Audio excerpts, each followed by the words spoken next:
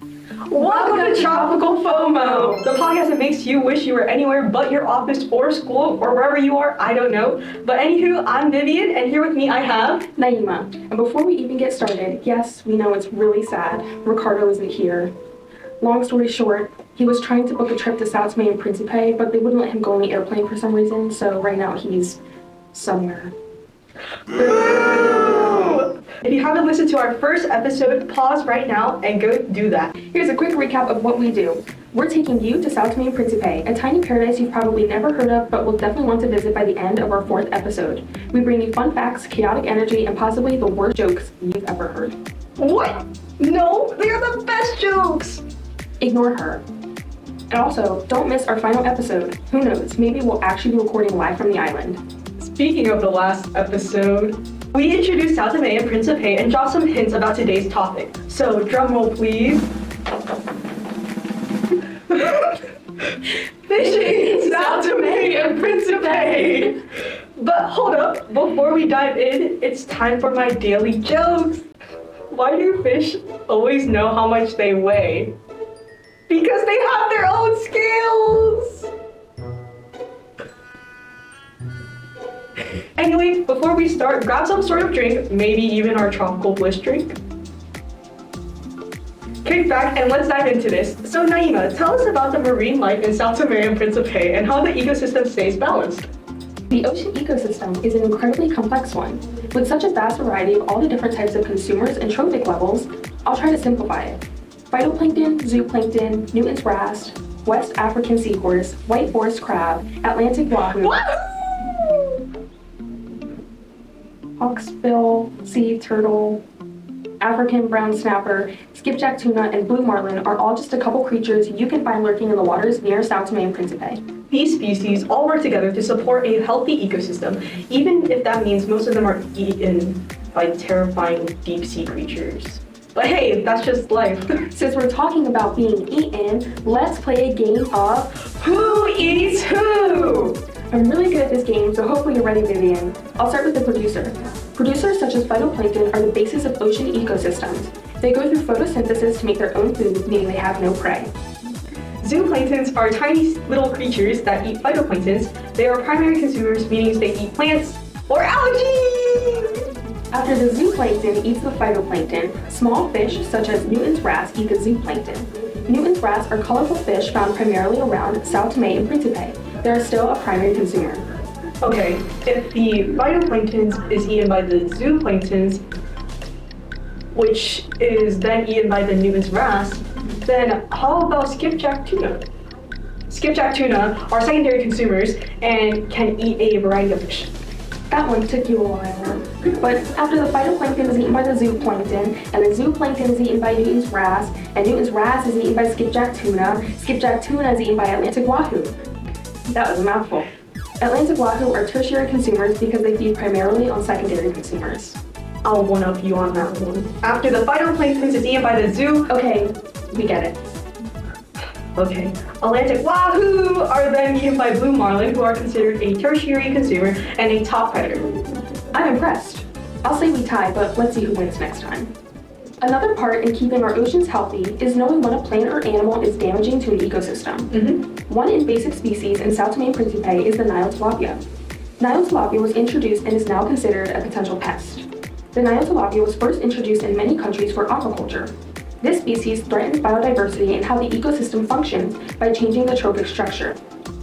They increase food competition for native species, meaning that native species must look elsewhere.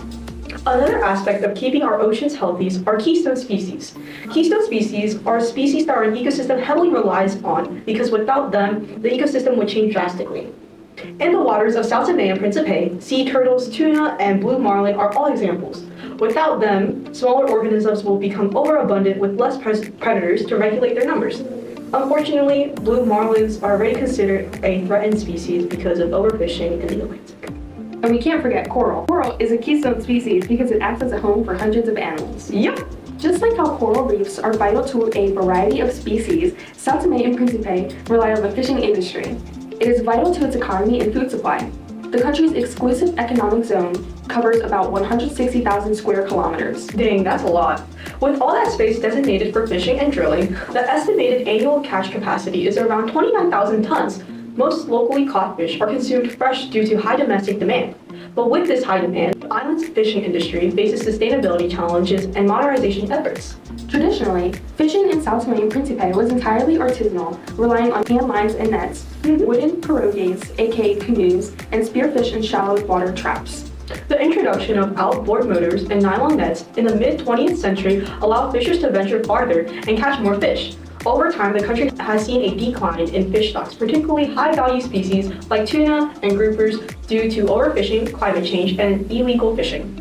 Conservation efforts have increased in recent years, including marine protected areas and the partnerships with non-governmental organizations.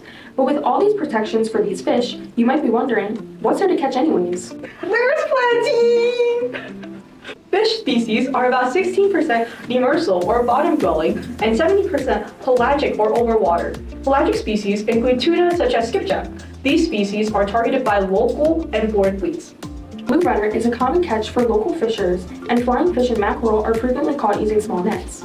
Now, demersal species include groupers and snappers, which are popular among local consumers, and the Santomean comber, a species unique to the region. Per capita fish consumption was about 29.3 kilograms in 2018. Because the year just started, we don't have any new info about the fish consumption. But speaking of fish consumption, there are so many local dishes that incorporate fresh fish. Sao Tome and Principe's cuisine features a variety of seafood dishes influenced by Portuguese and African culinary traditions. Indeed. Kalulu is a traditional fish stew made with smoked fish, palm oil, okra. I love okra. And local spices. It is served with rice, cassava, and plantain. There's also barriga de peixe, a grilled fish dish commonly paired with breadfruit, manioc, or rice. Have you ever tried fried flying fish? It's a popular street food, often served with spicy sauces. And of course, we can't forget about another traditional fish stew, Caldeirada de Peixe, a famous dish on these islands. Great, now I'm hungry. I want Caldeirada de Peixe! Imagine this, you're on the tropical island, fishing in clear waters, the sun shining, and the fish practically jumping into your boat.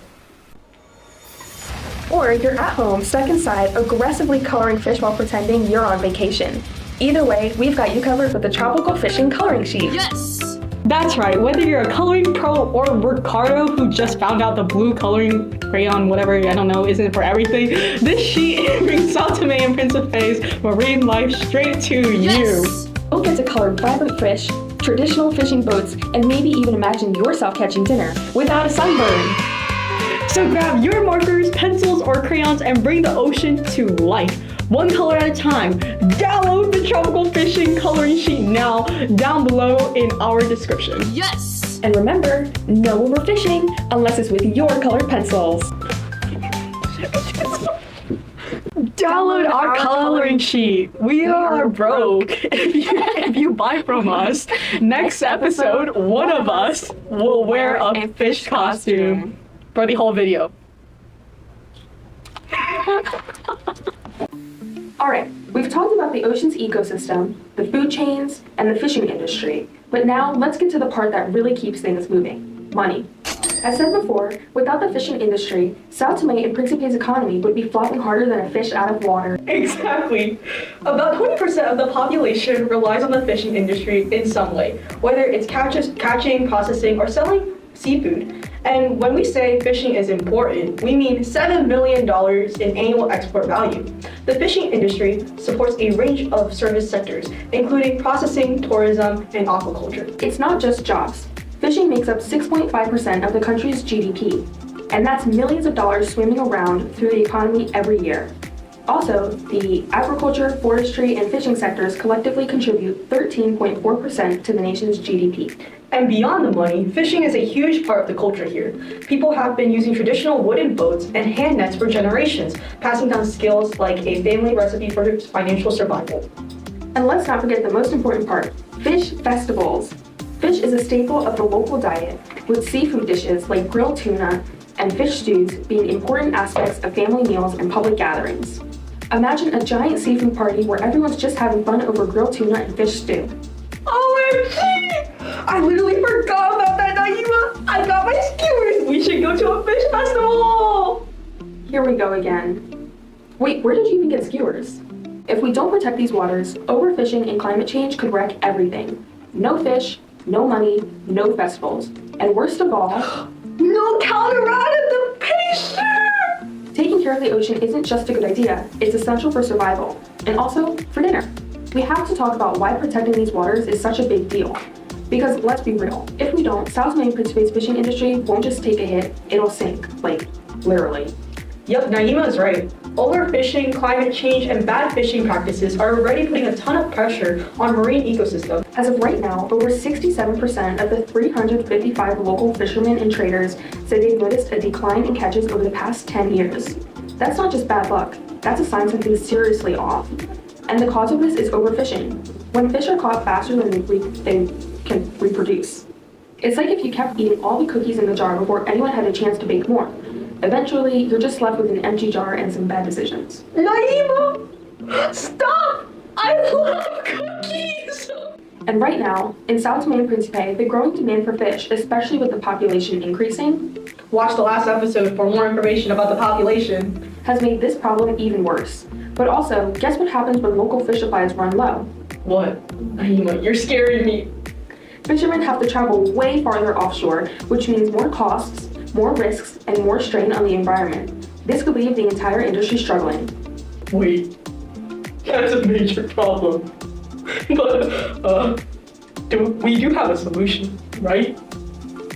Who was that? And where did you go when that happened? I have no clue. But yup, answering that random person's question, there's a lot of solutions, and that's where we're diving in next. I want to point out a connection. Overfishing isn't just about numbers or statistics, but rather it directly impacts Sao Tome and Principe's delicate island ecosystems. When key fish species like the Atlantic rockfish start disappearing, the entire food chain gets thrown off balance. That means predators struggle to find food, smaller marine species overpopulate, and the coral reef suffer even more. Oh yes, and when fish populations drop, it's not just about marine life that suffers, but also the communities that rely on these waters.